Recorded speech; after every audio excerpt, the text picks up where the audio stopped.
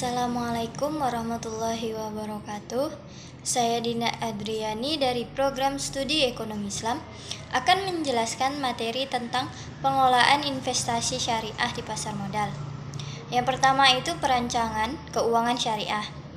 Perancangan keuangan merupakan proses untuk mencapai tujuan hidup seseorang melalui manajemen keuangan secara terencana. Dalam konteks syariah, perencanaan keuangan adalah suatu proses perancangan kehidupan yang lebih baik dengan melakukan perancangan, memilih pengelolaan keuangan, kekayaan, non-keuangan, serta rohani untuk jangka pendek, menengah, dan panjang di dunia maupun di akhirat. Yang selanjutnya itu ada 7 komponen dalam perencanaan keuangan syariah. Yang pertama itu adalah penghasilan. Nah, sudah pasti kan, kalau kita mau merencanakan sesuatu itu harus adanya penghasilan.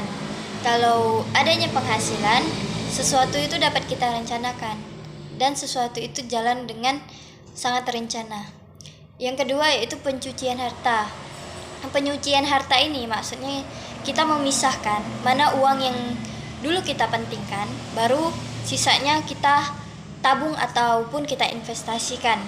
Misal separuh untuk uang sekolah, uang rumah, uang sembako ataupun uang kendaraan. Yang ketiga yaitu pengeluaran. Setiap penghasilan pasti adanya pengeluaran. Nah, dengan perencanaan ini pengeluaran kita itu terencana dan tidak menyimpang. Yang keempat itu ada investasi. Nah, jika uang yang sudah kita sisihkan tadi dan memiliki sisa, itu bisa kita investasikan ke saham syariah maupun sukuk ataupun deposit. Yang kelima yaitu kehidupan yang panjang. Yang keenam itu pengelolaan utang atau kewajiban. Nah, dalam kehidupan rumah tangga, pengeluaran yang wajib itu yaitu pengeluaran untuk sekolah anak. Nah, itu kita dahulukan sebelum pengeluaran lainnya agar uang yang kita kelola itu bisa terpakai selama 1 bulan ataupun tercukupi untuk 1 bulan. Yang terakhir itu ada kepastian dan jaminan. Yang selanjutnya yaitu manajemen investasi. Nah, ada beberapa pengertian manajemen investasi menurut para ahli. Yang pertama itu menurut Eduardus Tandelilin. Investasi adalah komitmen atas sejumlah dana atau sumber dana lainnya yang dilakukan pada saat ini dan tujuan memperoleh sejumlah keuntungan di masa akan datang. Nah, maksud Eduardus ini yaitu kita berkomitmen atas sejumlah dana. Misal dananya 3 juta nih, kita komitmenkan untuk 1 bulan ke depan itu cukup ataupun kalau bisa lebih, supaya keuntungan di masa akan datang tuh misalnya untuk bulan depan itu uang kita tuh ada lebihnya, bisa bertambah sedikit. Yang kedua itu menurut Sharpe, Alexander, dan Bailey.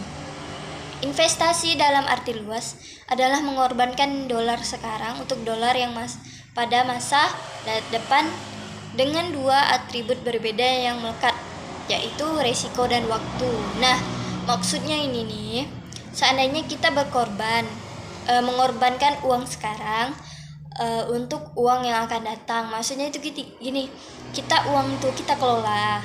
Terus setelah uang itu kita kelola, masa depan itu di yang akan datang, uang itu pasti lebih kan? Akan lebih supaya uang itu dapat kita gunakan lagi yang akan datang. Nah, namun dalam hal ini memiliki resiko dan waktu yang dibutuhkan itu mungkin akan lama dan mungkin akan panjang ataupun singkat, namun resikonya pasti ada. Entah itu apapun itu resikonya pasti ada. Yang ketiga itu menurut Ahmad Rodoni. Investasi merupakan suatu kegiatan yang bertujuan untuk mengembangkan harta. Nah, investasi ini kan namanya juga kan investasi ya, kita mengembangkan harta. Misalnya kita investasi ke saham BSI lah ya, saham BSI itu kita belinya 1 lot misalnya 500.000 lah. mungkin di masa yang akan datang, entah 4 bulan atau 5 bulan lagi kan, kita butuh uang. Jadi saham itu kita jual untuk jadi uang yang kita investasikan itu pasti akan berkembang dari waktu ke waktu. Nah, ini juga ada investasi di pasar modal. Investasi dilakukan dengan cara transaksi jual beli efek untuk memperoleh keuntungan. Nah, kan kita beli saham itu kan pasti ada keuntungannya kan. Nah, kita beli ini untuk memperoleh keuntungan, bukan untuk memperoleh kerugian. Tapi kerugian tuh pasti ada. Mungkin di setiap tempat itu pasti ada kerugian.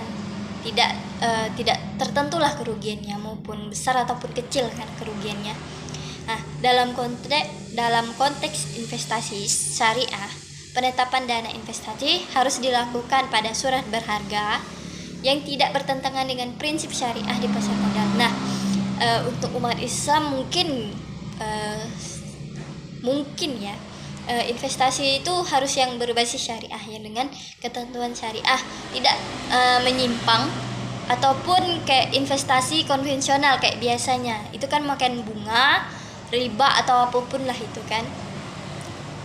Yang selanjutnya itu jenis-jenis investasi. Nah, investasi ini memiliki 2 jenis, yaitu di investasi di sektor real dan sektor finansial.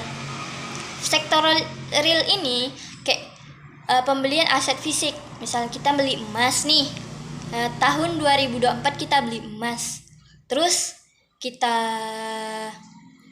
simpan untuk beberapa tahun ke depan, dan misal tahun 2025 kita butuh uang, jadi emas yang kita investasikan ini kita jual, jadi uangnya itu berkembang pesat. Misal kita beli harganya 3 juta nih, kita beli emas ini 3 juta harganya, terus kita jual 5 tahun ke depan, keuntungannya itu bisa berkali-kali lipat yang kita dapatkan. Yang kedua itu sektor finansial. Nah, sektor finansial ini tuh akses jual beli aset keuangan atau surat-surat berharga, misal kayak beli saham, deposito ataupun sukuk. Itu tuh kan itu bendanya tidak wujud, cuman ada,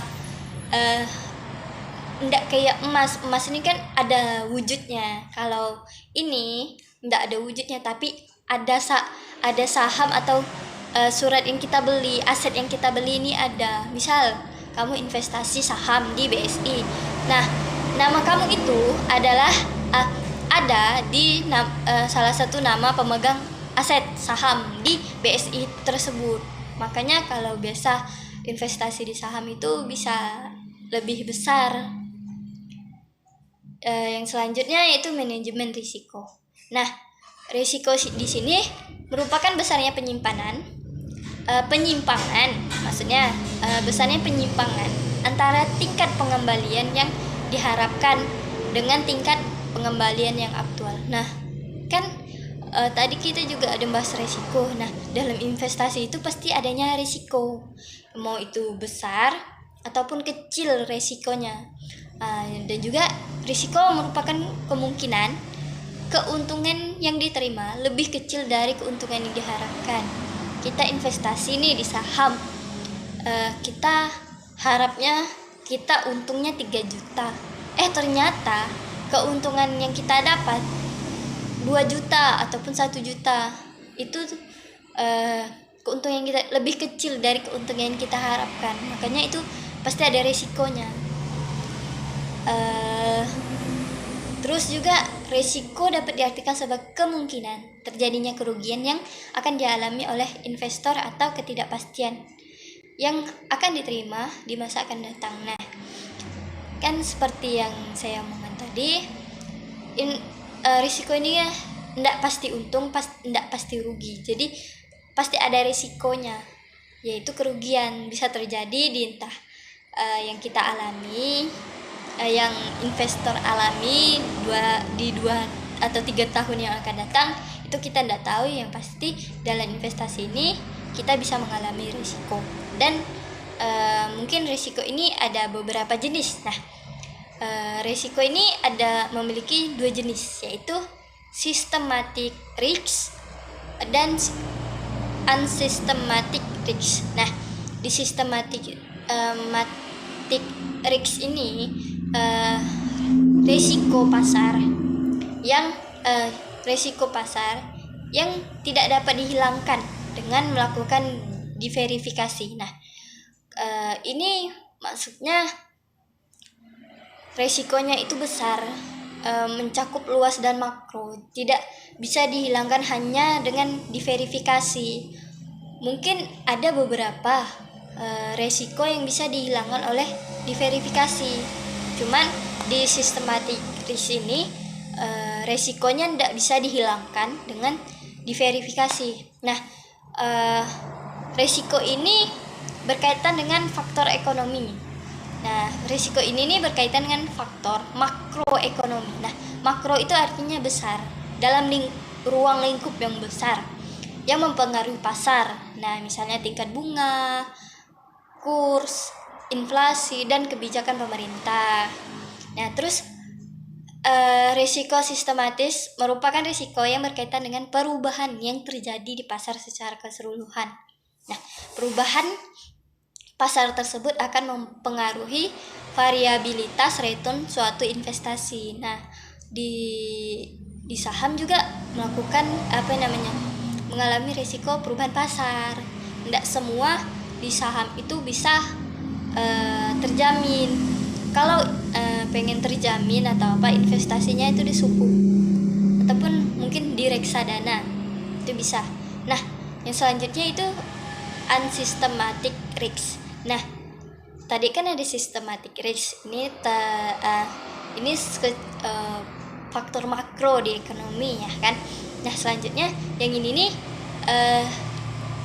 unsystematic risk ini dapat dikatakan sebagai risiko perusahaan yang dapat dihilangkan melakukan diverifikasi karena hanya ada dalam satu perusahaan atau industri tertentu. Nah, unsystematic risk ini hanya terjadi di suatu perusahaan, tidak melebar besar ke pasar maupun mempengaruhi faktor makroekonomi. Karena kalau unsystematic risk ini bersifatnya kecil dan dia bisa dihilangkan dengan cara diverifikasi.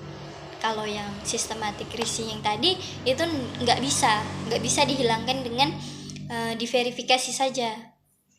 Terus resiko ini resiko ini adalah resiko yang tidak terkait dengan perubahan pasar secara keseluruhan. Nah, kan kalau perubahan pasar itu kan bisa terjadi kapanpun. Nah, di unsystematic risk ini dia tidak secara keseluruhan mengalami perubahan, tidak bisa dipengaruhi secara keseluruhan. Ada dia dipengaruhi oleh pasar, cuman tidak secara keseluruhan, hanya sedikit yang bisa dipengaruhi oleh pasar. Nah, sekian yang dapat saya jelaskan, kurang lebihnya mohon maaf. Terima kasih. Assalamualaikum warahmatullahi wabarakatuh.